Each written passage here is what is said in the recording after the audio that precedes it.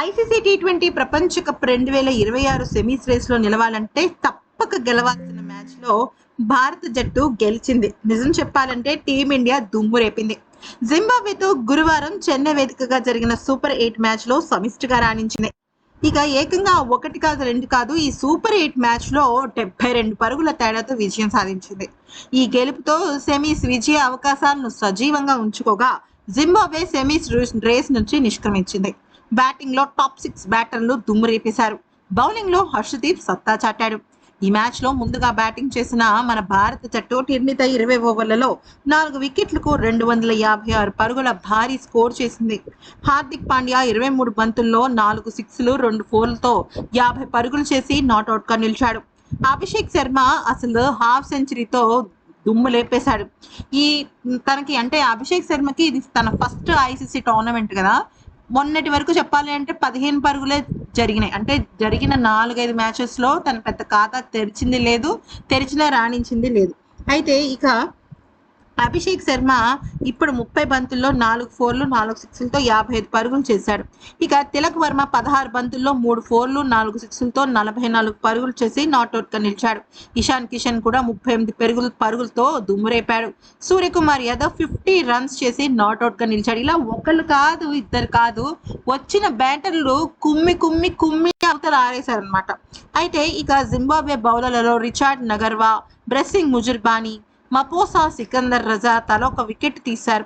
అయితే అనంతరం జింబాబ్వే 20 ఓవర్లలో 6 వికెట్లకు 184 పరుగులు చేసి ఓటమి పాలైపోయింది. ఇక బ్రియాన్ బెడ్నెట్ 97 పరుగులు చేసి నాట్అవుట్ గా నిలిచి తన జోన్ కొనసాగించగా కెప్టెన్ సికందర్ రజా 31 పరుగులతో దూకుడుగా ఆడాడు. భారత బౌలర్లలో హర్షదీప్ 3 వికెట్లు తీగా వరుణ్, అక్షర్, శివం తల ఒక వికెట్ తీశారు. ఇక భారీ లక్ష్య ఛేదనలో జింబాబ్వే తన ఇన్నింగ్స్ ను నిదానంగా ప్రారంభించింది. భారత పేసర్లు కట్టుదిట్టంగా బౌలింగ్ చేయడంతో జింబాబ్వే ఓపెనర్లు బ్రియాన్ బ్రెనెట్ ఆచితూచి ఆడారు. ఇక దాంతో పవర్ ప్లేలో ఆ జట్టు వికెట్ నష్టపోకుండా 44 పరుగులు చేసింది. జిడ్డుగా ఆడుతున్న మరుమణిని అక్షర్ పటేల్ అవుట్ చేయగా డియాన్ మేరర్స్ ను వరుణ్ చక్రవర్తి క్యాచ్అవుట్ గా పెవిలియన్ కు చేర్చాడు. క్రీజ్ లోకి వచ్చిన సికందర్ రజాతో కలిసి బెన్నెట్ చెలరేగాడు. భారీ షాట్లతో విరుచుకుపడ్డాడు.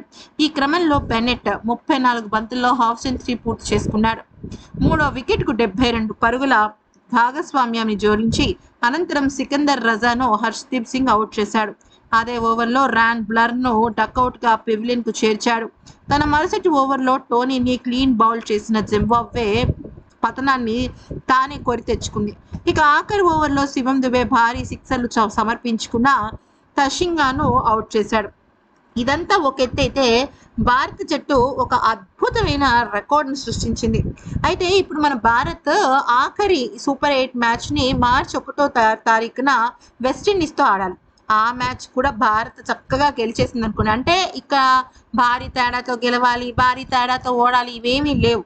నిజం చెప్పాలి అంటే ఎంత తేడాతో గెలిచి 1 పరుగు తేడాతో గెలిచినా కూడా భారత జట్టు సెమీఫైనల్స్ లోకి అడుగు పెట్టేసినట్టే అనమాట. ఎందుకనంటే ఆల్రెడీ వెస్టిండీస్ జట్టు ఈ రోజు సౌత్ ఆఫ్రికా చేతుల్లో ఓటమి పాలైపోయింది కాబట్టి. అయితే ఇక ఐసీసీ టీ20 ప్రపంచ కప్ చరిత్రలో టీమిండియా భారీ స్కోర్ నమోదు చేసింది.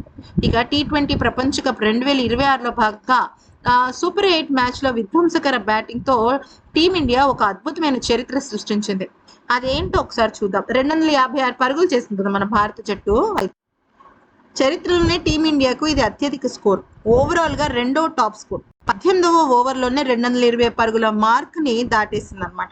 అయితే తమ పాత అత్యధిక స్కోర్ రికార్డును అధిగమించింది. 2007లో ఇంగ్లాండ్ పై భారత్ 218 పరుగులకు 4 వికెట్లు కోల్పోయి టాప్ స్కోర్ చేస్తే ఇప్పటి వరకు పొట్టి ప్రపంచ కప్ లో భారత్ కు ఇదే అత్యధిక స్కోర్ గా ఉండడం జరిగింది. తాజా మ్యాచ్ తో దాన్ని కూడా అధిగమించింది. అయితే మెగా టోర్నీలో అత్యధిక స్కోర్ రికార్డును శ్రీలంక పేరిట మీద మనం చూడొచ్చు. 2007 టీ20 ప్రపంచ కప్ లో కెన్యాపై శ్రీలంక 260 పరుగులు చేసింది. ఈ రికార్డును ఇప్పుడు టీమిండియా ఒక 4 పరుగుల దూరంలో ఉంది. ఈ టోర్నీలో జింబాబ్వే, వెస్టిండీస్ జింబాబ్వేపై వెస్టిండీస్ 254 పరుగులు నమోదు చేయగా ఇప్పుడు భారత్ ఆ రికార్డును దాటేసింది అనమాట. సో ఆ రకంగా అద్భుతమైన రికార్డుని అయితే మన భారత్ మూటగట్టుకుంది. ఇక ఈ మ్యాచ్లో సంజు శాంసన్ కూడా డకౌట్స్ కి తెరదించేసి తను కూడా మంచి స్కోర్ని అయితే సాధించాడు. ఈ వీడియో నచ్చితే లైక్, షేర్ అండ్ సబ్స్క్రైబ్.